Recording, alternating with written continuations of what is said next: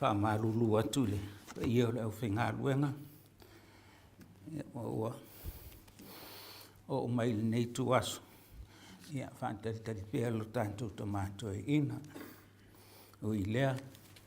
Ia o le a tātou amataia tātou. A tonu o tari. O mai. O le a tātou tāpua I le atua. O le ua tūsia ia mea. Ina ia talitonu ai o tau. O Iesu o le keriso lava ia. O le alo o le atua. Ina ia maua ai fo I le ola o I lona suafa. E o tau o e talitonu. Tātou tatalo. Le ali ia le atua. Sila maia I le tāpua inga ua whaia nei. E lau Aufaigaluega I le nei Matagaluega. E a fioi foi a I mātou ina ia whapa ia ina o mātou Lotu. Ina ia ato toa mea mātou tawhai. A ia sili o na tele a ilo vi inga. A fio mai a le li ie. A fio mai mo I mātou. Lo suafa Iesu lo mātou li whaola. Amen. Tātou pese le pese iwa sun malvano. Iwa sul walu le pese. Tātou pese ai.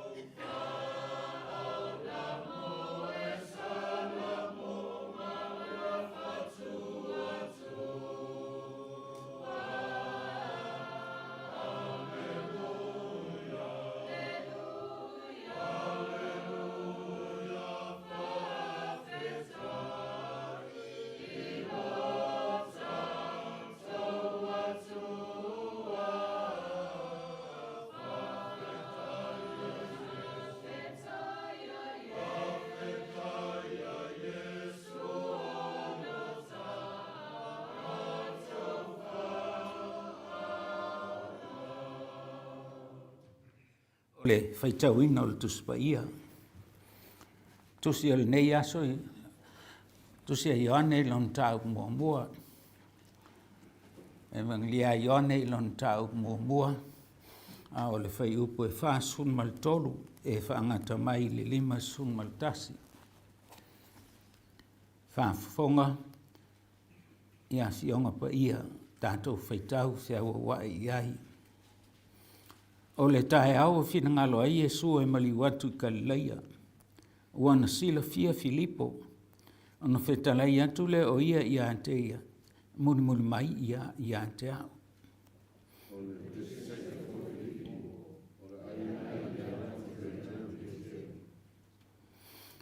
Ua maua na Danielu e Filipo. Ona whai atu le i Aotearoa. Matou maua o ia le ua tūsia e Mose il tūlafono. Atoa ma le au perfeta. O Yesu lea, o le atali o Iosef, o le Nasareta.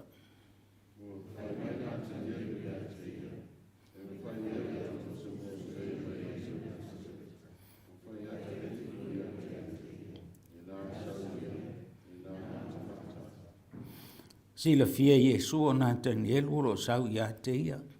Fetalai ane lea i Aotearoa whauta le Israelu moni. E le aiso na pelo.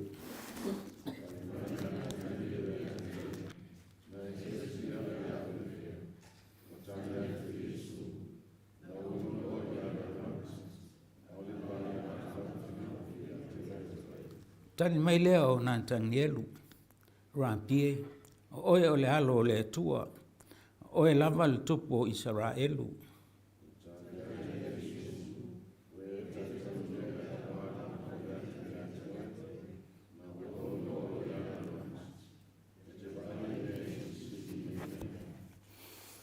Ma le fai upo e 5 sun maltasi.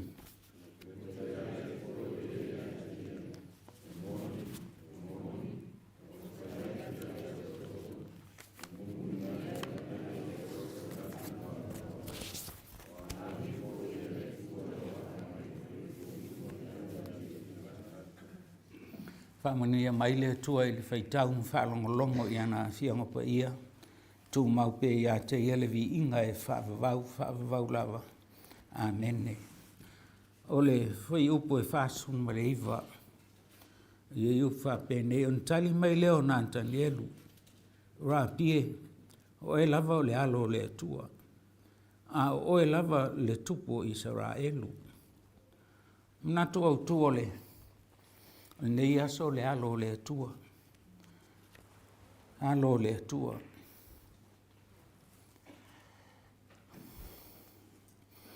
Tātou whaalongolongo i nei aso.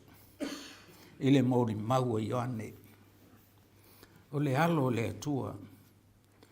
A mata mai le asa se mawhauwhaunga.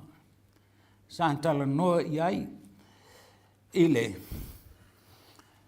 Tala noa i ai mātaio, Luka ma Ioane. A si sila i ai whai mua le tusi nei Ioane.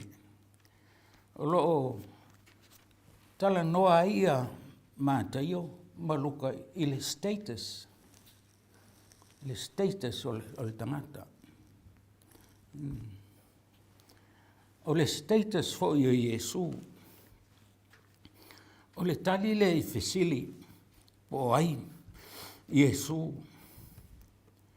ai whai mai ia mātaia. O ia o se tasi o tangata i o taia. O le alo o tā vita, le alo le tupu, ia tā vita le tupu o le alo a peraamo. Ia, aia ona ese tali e le vaenga, ona ese ia au lotu na ave, ia la tusi. Mo mātai o lava ia, na ave la tusi le au lotua i o taia. Lea ua whai ailan tali lea. Tala noa i le status e Jesu. Tali le i fesili, po a Jesu, ai whai mai aia. O ia o se tasi, tangata i o taia. O le alo o tā vita. o le tupu. O le alo foi o apera amo. Nā ala ai o na mau ai lon tupunga. Ole o luka ele whapena. Luka na ia tusi le tusi le au lotu.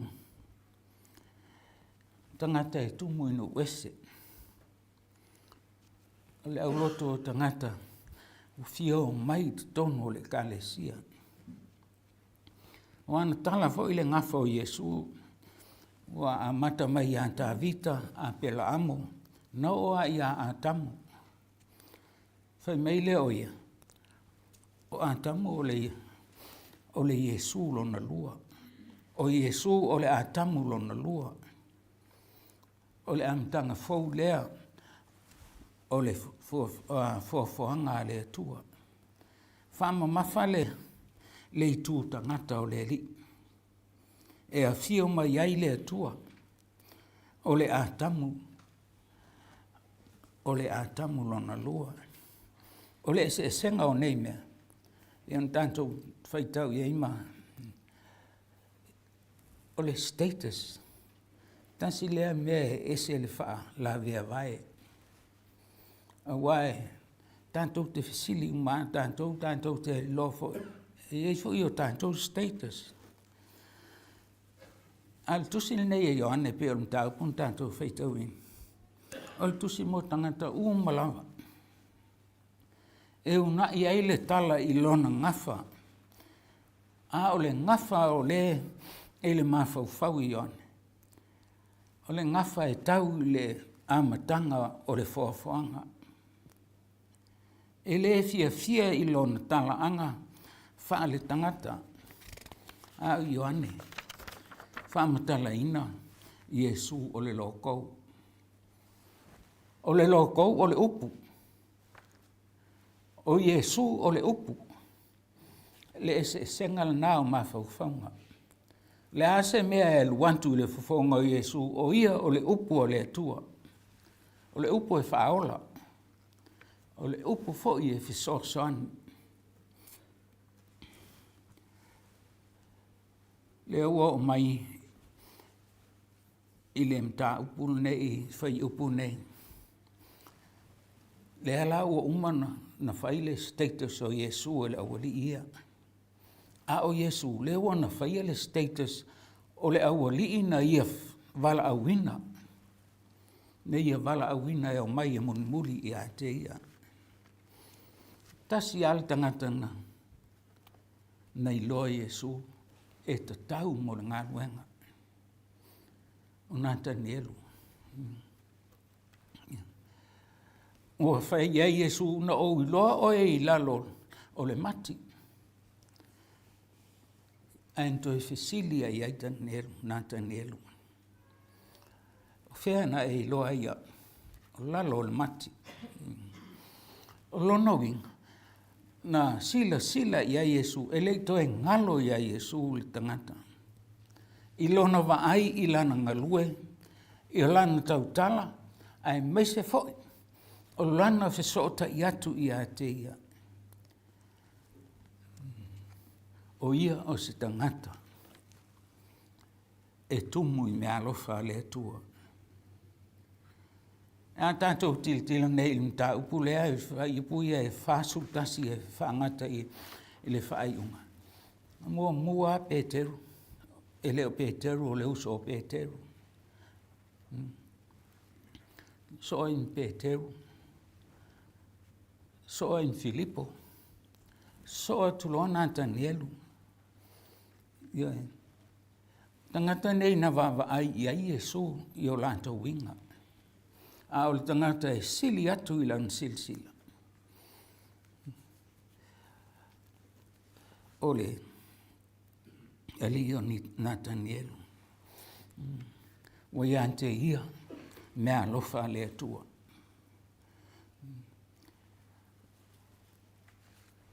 A o Ioane mai Jakob le ausole. Langa lama tangata i fia iloa. Tangata ia e ser fia maua lunga. Le awa ngani a Yesu, A pe a nofo leisi o ma ua i Lotu tonga vale. Nofo leisi le tu tonga tau. E a Yesu. E le sa mea le na e fai. Io e. Tangata e fia. Alu iluma o lantou status. Te manatu fo i e whampena le Aufaigaluega. E le mawhai o na whaatolo tolo i lalo o tau status. E ai mese o lo tau mawhai le ngā luenga. Ai le o se mai fo. O le mai a mai le amatanga. I lantou o e na au pit sili o na talata i a Yesu. Tangata au pit sili na o na mamau. Peitai nantangeru. Ia le ua wa ai ia Yesu. O ia tonu a le whetau i ngā luenga.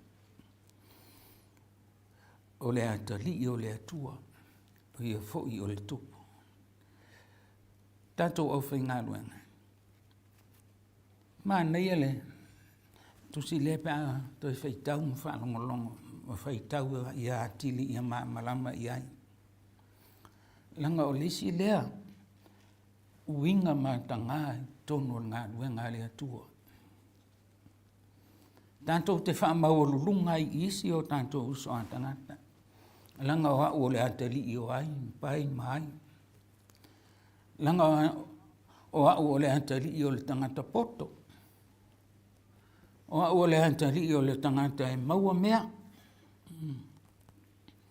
Ai leo sa tatou mea na e whai. E leo sa tatou mea na e whai. Ua o maili nei e fiafi.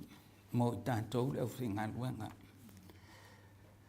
Tali mai leo na tanielu, rapie, o e lava o le liki o le atua. O e lava le tupu o Israelu. Ia e le anganga maulalo. Lea wana sa saatu. Ai ava aifo iai i le ono mua mai o na tanielu. Na sila iai e suhumalo na fia. Ina ua vavaho e nā tanielu. Ia se tasi o le au so. Ua ngai ese lona sā. Mai le fōlanga. Tātou Aufaigaluega. Tātou o tangata tofi. Tātou o tangata tofi le atua malon singalo. Tātou te leo i ei mō tātou tūlanga. Ni o tātou Paia. Ia po hani si mau mea o whaula i lungo tātou. Tātou te leo i ei mana. E ave se umā mea nā. Awa o ngā luenga ua wala au inai. Ia. Ua nā o Yesu le tangatai. Tu iai. Le status. Le tūlanga ia Yesu. Awa o ia. O ia lava. O le alo o le atua. O le li i whaaola. Pe ano o whai atu. Māteio. Na ia tala le ngafa o Yesu i ona status. Tā vita o le tupu. A ngai i a pera amo. O luka na ia tala le ngafa o Yesu i a tā vita a pera amo. Ma tua atu a pera amo i a tamu. Le ana te whao ngai nai. O Yesu o le a tamu lona lua. Peita i ane. O le tusi mo tangata umalawa. E una ia i le tala i lona ngafa i tua atu a matanga o le fofoanga. Le fia i lona tala anga. O ia o stangata. A o ia o le upu. O le a tamu lona lua. Wa ia o le Aufaigaluega. O se tua lalo lea mo tātou. Ne i o tātou wō mo tātou Paia ma o tātou mamalu i ngā luenga. Ngā luenga a Iesu. O le ngā luenga e wha lango i Aotearoa. Pei lava o na whaia e Natanielu. Lea ua na iloa i Iesu. Fia le li o Natanielu. I le whai o ngā luenga le lei. Mo Iesu le tupu o le alo le atua. Tātou tālo. Whaafitai tele le atua. I lo wa o mai mo i mātou. Whainga tā lo fina ngalo. Ai a mātou whaatua i la ufio ma whaanatana tape i la ufio. Te whaamanino mai i a te mātou i o mātou mawhau ai vai. Whaafitai tele le ali ie. Wa ulau tele aila mātou wa ai. E a mātou manatu i lava i a i mātou. Le atua e. Whaafitai. A wā olo mātou whātau wa. E te ngalue mai ai mo i mātou. A wā olo mātou mativa i ai. E te whāta mao a inga inai i mātou. I mawhau whaunga le lei mai a te oe. Sāpa ia mai le nei Aufaigaluega. Sunga i whawhia ngainga, whalitua, to ina ma le whalitua, na ia oa o ma whalitua, le atu ai. Tau tai pēa lau fio i la mātou whōlang. Mātou whōlau whaatasi, e ala i lo lava whina ngalo pa ia ua, tu ina mai ia i mātou. Ina ia mātou ngālu lue, ma mātou whaia i le whamaon, sili ona, e fia sila iai. Whaafitai le atua i lo nganga e whisosoni mai, e te ia i mātou i aso uma ma teimi oma. Sila fia o mātou mana na tunga, e te sila fia fo i o mātou mana ona onga.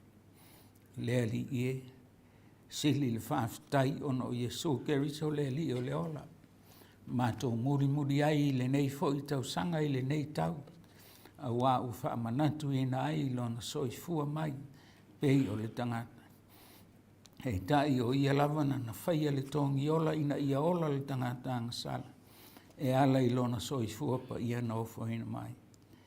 Ia tu maua tui ei lau fio le vi inga o le whaamanu ma le whaane tanga e whaavavau. Talo i lo wolofa ma lo wanga lei pa i mai mo i mātou. E anga le lei mai ia i mātou e whaasao o mātou wala. Ia e mese fo ia e whau tua i la mātou ngana. A wā o mātou wala mangana. Loa i eisi lo mātou whaamau lunga. Mese fo i lo mātou fia sili. Lea tua e lo mātou tama mātou na un tangata angwa vale. Lau fio e te wha au penga ina i mātou i mea o le ngādue. Ei lau fio fo i le vi inga, peita iane. Mātou fia whao lo vi inga. O mātou fia whao fo i lau ngāduenga. Ua manantu ifo o sa mātou lava mea. Ua so ona whai ai. Ai meise fo. Ua so ona whai le malama ai. Le tu ai wha ngalo i mātou. Mea umalava ua mātou whaia e le tusa. Sila alofa mai. Matalia la mātou whāto e senga. Whāto e se atu ina ia. Wha ngalo ina i mātou i le totolo mātou li whaolo o Iesu Keriso. Mātou tuito e atupea pa i toa o Laumua ota. I o manuia e ia tō maia i le nei Aufaigaluega. Mai se le nei tau sanga wa mātou wanga i atu i lona whaai unga. Ia e puipuia le soifua i lātou nei maro mātou ola. Na ia mātou maua se tau sanga fau manuia ma le fia. Lau fia fo i o le li o le ngāduenga. Te le inga ngalo i ate i mātou ona o le paie ma le whaapalapala. Le li ie, aua e te tuu lafua i mai. Aua lava e te tuu lafua i mai ia i mātou. E te taitai i mātou i o wala. Whai i mātou ma vi inga o lau fia. Pe a lātou toi fo i atu i a inga. I lunga o ala tele vane. I le mamao po le lata mai, le atu ai. Se e wha mamalu o awanga le lei mo i lantou. E anga le lei ia mo moli i lantou i o lantou ainga, whaatali maina i a lantou whanau. Lea li ie, whamunia le tamai a au whanga. Tono si taimi o mātou mafuta i nei. Ona o nisi o se au o le ngāruenga, ua e wala au e nai. Whamanuia i mātou pe a mātou moe mata ape le nei aso, mo moe le pōhana nei. Tātou malau fio. Mātou te au li ai, ma le manuia le aso a tai au. Wha umai nai le nei wha moe moe. A lau mtanga luenga. Ile nei vahenga o nisila. Nisi o a mātou te talo. Te le pēr te talo lilo i o mātou lon. Ia e whaafonga ina. Tali mai e tusa o lo lava ngalolo. Lo suafa Jesu le li whaola. Amen. Pese se lau watsfuru. Tato pese ai.